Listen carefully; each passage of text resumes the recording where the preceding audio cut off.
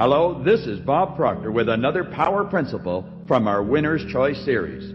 This power principle is on money, a delicate subject. It's a subject most people are reluctant to discuss.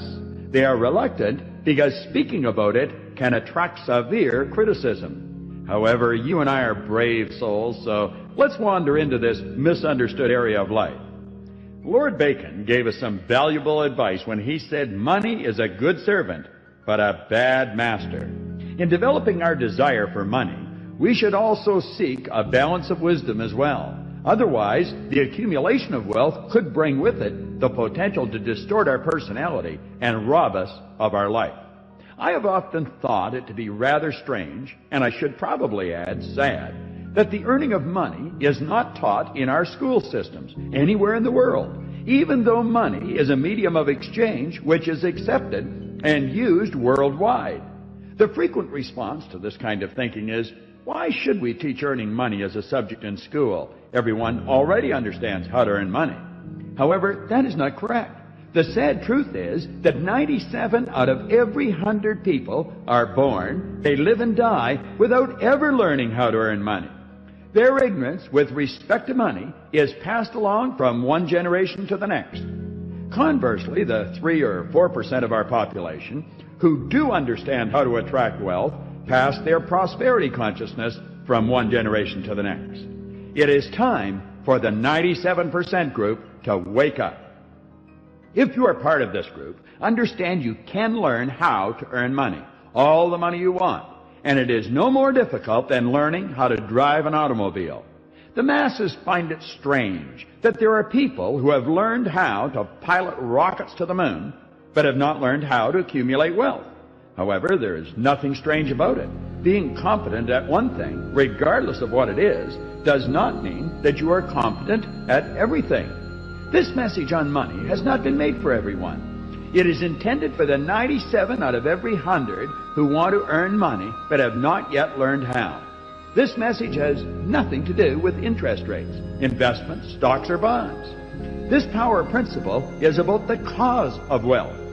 Many years ago, George Bernard Shaw spoke out about money. He made a couple of statements which have caused numerous arguments. Permit me to share them with you. 1, it is the duty of every person to be rich. And 2, it is a sin to be poor.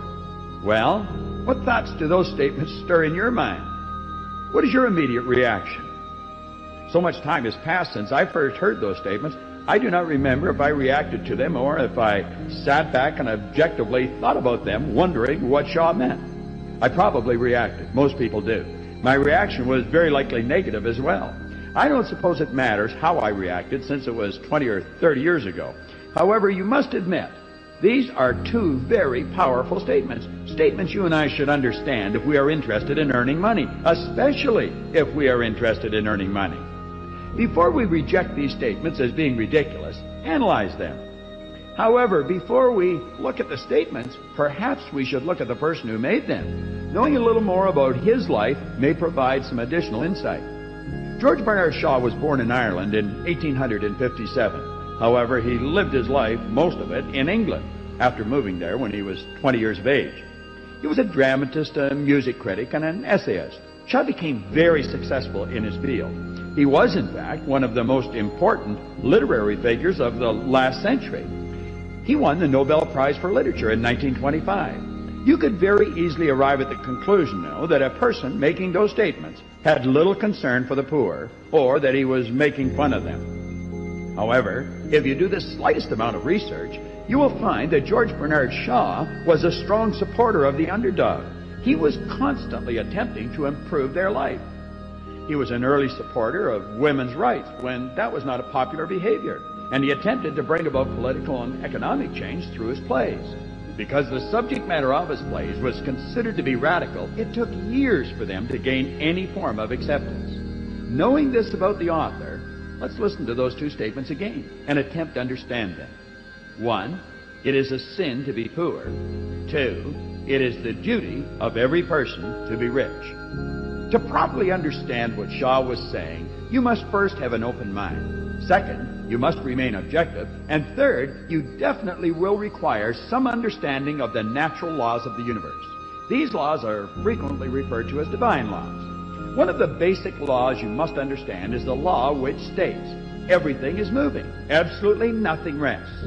You are either moving ahead in life or you're going backwards. It's grow or die, create or disintegrate. You are becoming richer or poorer. Now there's a second law which is referred to in many different ways. Karmic law, sowing and reaping, cause and effect, action, reaction. How you refer to this law is of little importance, but the understanding of how it works is vitally important. The thoughts, feelings, and actions that you express in life are the seeds that you sow. The conditions, circumstance, and things that come into your life is the harvest you reap as a result of the seeds that you sow. Hold those thoughts for a moment while we investigate the deeper understanding of the words sin and money. Sin is transgression of the law. Violating the law is a sin, and the price of sin is death. That does not mean your heart will stop beating, but it does mean you will go backwards. Remember the law which states that you will either be creating or disintegrating. You'll grow or die. When you attempt to get without giving, you are trying to reap the harvest without sowing the seeds. It will not work. That, my friend, is a sin. You go backwards. Now, let's look at money. What is it? Money is a reward you receive for the service you render. The more valuable the service, the greater the reward. Attempting to get money without providing service is a violation of the law. George Bernard Shaw believes you and I were put here on the planet to serve one another. Thinking of ways we can be of greater service will enable us to grow intellectually and spiritually. It is our duty to serve, and money is a reward we receive for that service. If a person has received their money in an unlawful manner, don't think for a second that they are on the right track. They must pay the price. You reap what you sow. You might see the money they have and the things money will buy, yet never see the price they pay. But they will pay. That is the law. Every thinking person will agree that in the light of the law, what Shaw said is correct. However, that is where the problem begins for most people. They do not think. And if a person is not thinking, Shaw's statements would appear very callous, even ridiculous. Personally, I believe Shaw made those statements the way he did to provoke people into thinking. The Apostle Matthew in the Christian religion did essentially the same thing 1900 years before Shaw. Matthew stated, "To him who has shall be given, and he shall have abundance. But from him who does not have, even that which he has shall be taken away." At first glance, that sure doesn't sound very fair. Matthew is saying that the rich will get richer and the poor poorer. People who believe that this is unfair are people who view abundance as something that is being doled out. To them, Matthew's statements would have to appear grossly unfair. If, however, you see abundance as something one attracts, the entire picture would change and it would be very fair.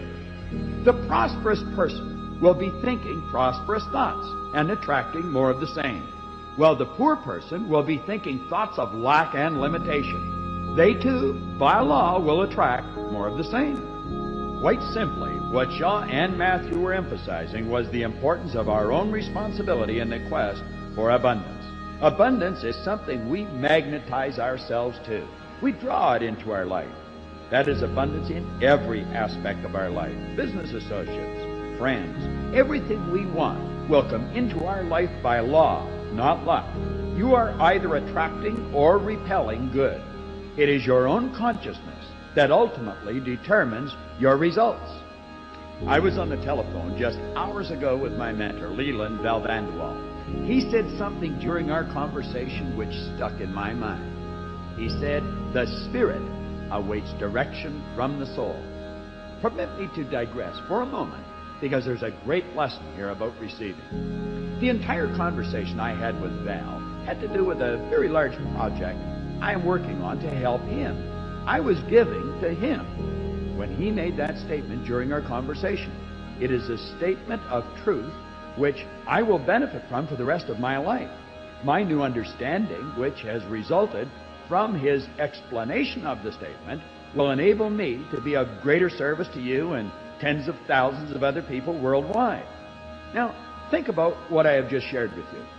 Who was giving and who was receiving? It will not take long before you realize we were both doing both. We were giving and receiving simultaneously.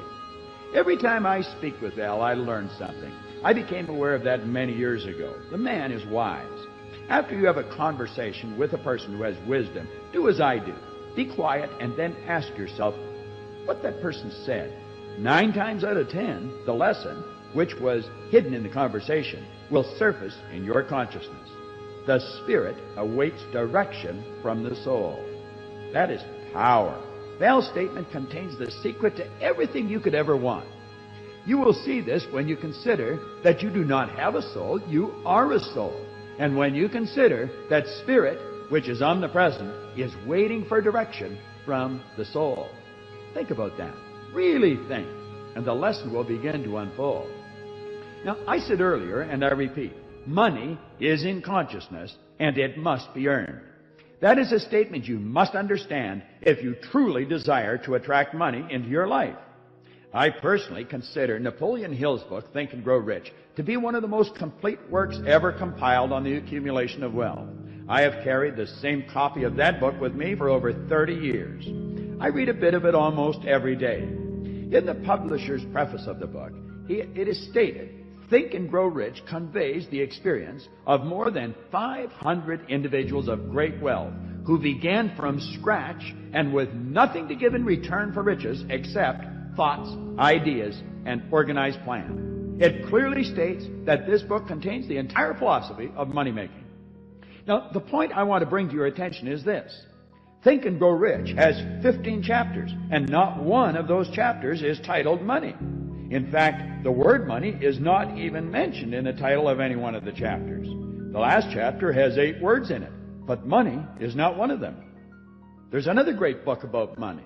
It's one written by G. Donald Walters titled Money Magnetism. Mr. Walters has 14 chapters in his book, and not one is titled Money.